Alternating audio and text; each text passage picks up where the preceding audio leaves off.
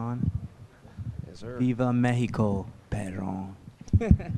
Well, Ode over here. Oh, what's up, man? How you What's doing, up? man? I'm good. How are you doing? I am fantastic, I'm not about to fight inside the Las Vegas Sphere. So I guess what are the emotions of this fight week? Because I think when they announced this lineup, we expected a lot of names on this main card. Maybe a lot of people didn't expect to see your name on the main card in the Sphere. So I guess what are the emotions now that we're only a couple days away? You know, everyone's been asking me that. What are the emotions? And I'm just like, there really isn't none. Honestly,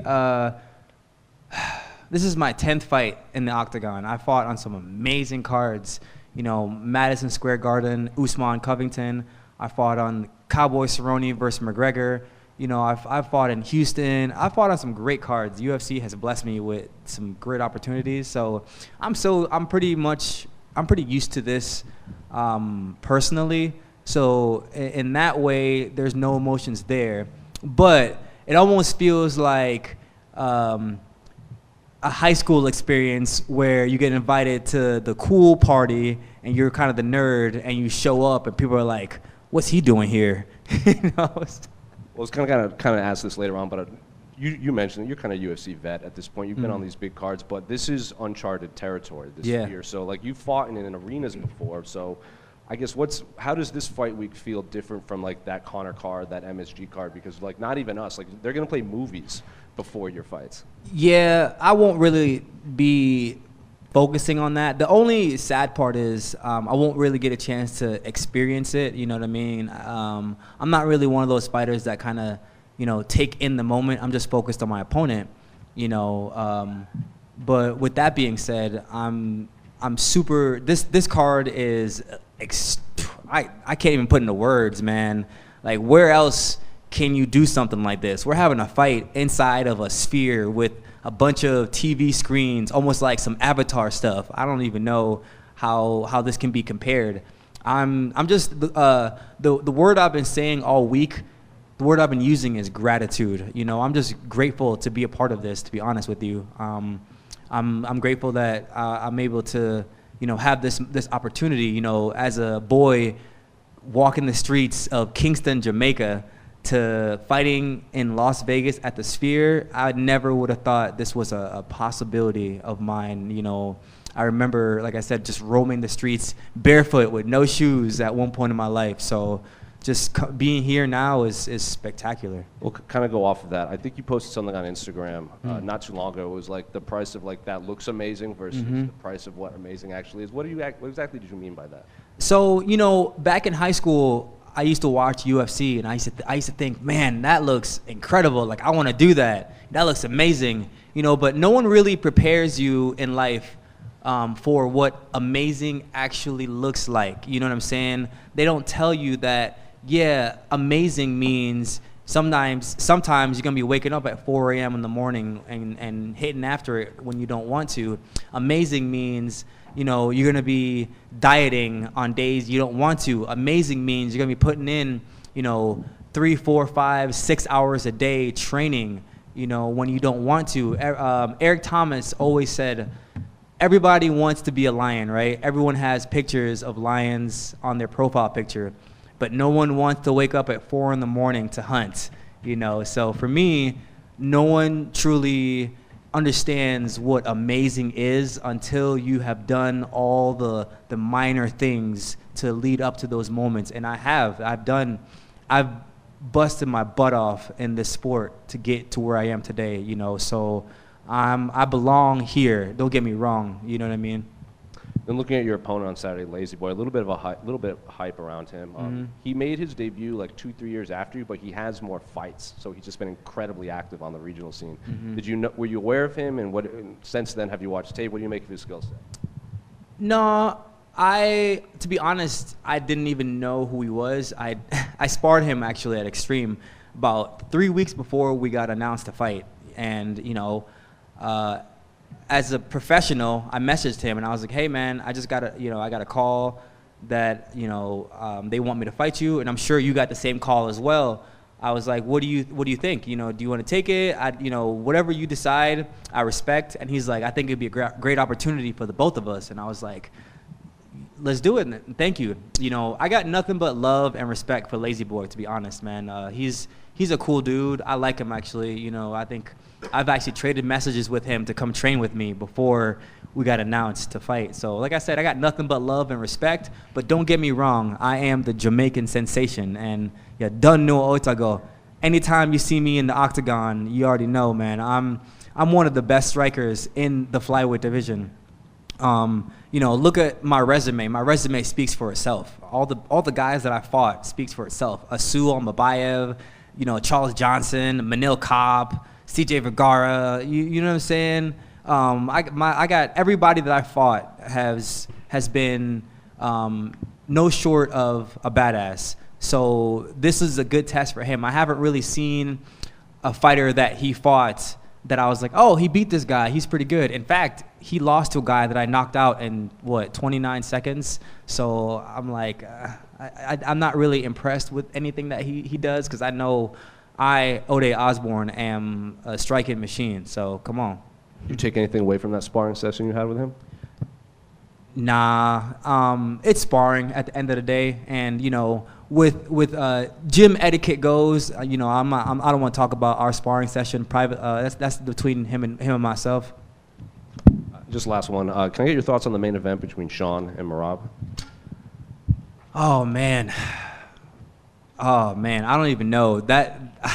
You know, that's one of those fights that honestly can go either way. If Merab takes Sean down over and over and over and over again, then it's gonna be a long night for Sugar.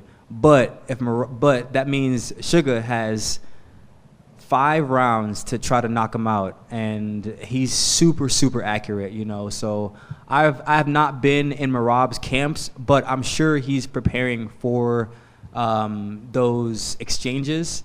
Yeah, I don't really know. I don't know, man. I don't know. I have no idea. That fight can go either way. I think it's just whoever shows up the best that night. Because Merab always shows up and Sean always shows up, man. One thing with Sean O'Malley, that boy shows up. He comes to show out every time.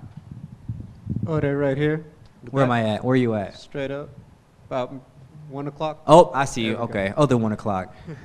Ode, obviously a lot of the celebration around, you know, Latin America, Mexican Independence Day. Do you feel like when you get out there in the cage that you're going to feel like you're in enemy territory, you're in the opponent's home country kind of feel?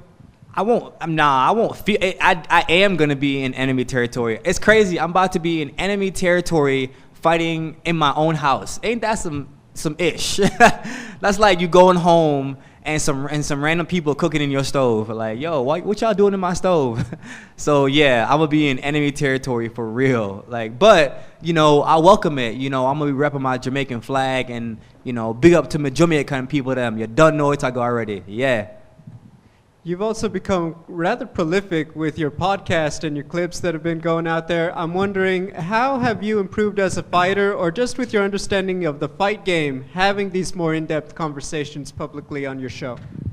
Well, I think as a fighter, man, you know, it's the average fighter fights probably 2 or 3 times in the UFC, and then they get released, and then they have nothing to show for it. You know what I'm saying? So I want to use what I'm good at. I'm really gifted on the mic. Like, you give me a mic, and you know, I'll that's just who I am.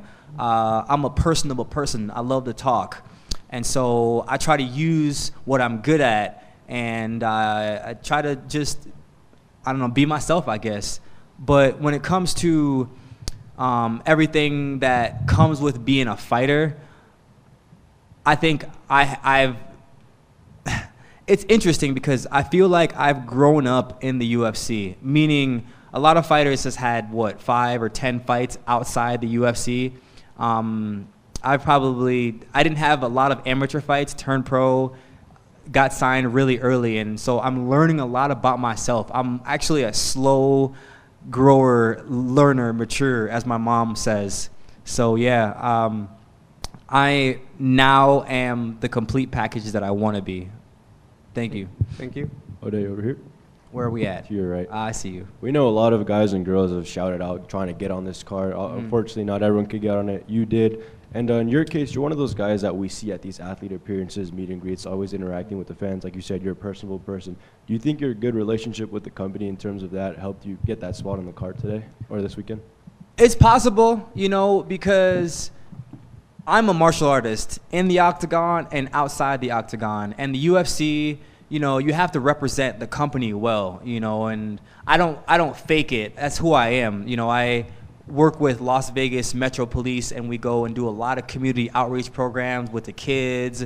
I speak at the schools probably here in Vegas 2 times a week, not because, you know, I want to have cameras on me. In fact, I don't even bring cameras. I do this by myself. No one even records it. I go in there and I run my own program. So yeah, maybe that has to do with it, but also I'm personable. I'm an exciting fighter. I think more so I'm an exciting fighter, so that makes the UFC go, you know what? Let's put Ode Osbourne on this card because the fans love an Ode Osbourne fight. Come on, I'm no shy of being boring, you know.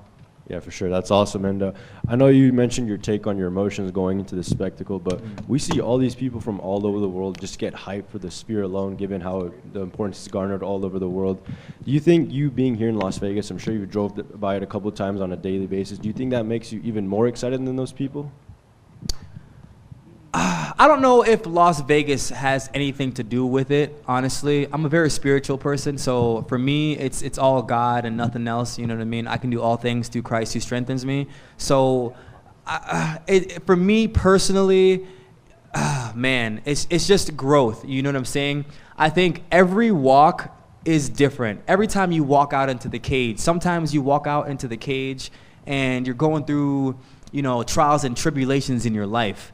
Other times, everything is going good. And so every walk is different. I think now my walk now is I'm calm and stoic. And I don't need to really be excited, you know what I'm saying, or play excited. I know what I'm going to bring to the table already, you know. So it's just one of those things, man. I know who I am.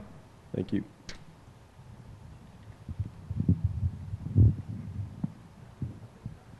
That's it. All right. Viva Mexico, Carron.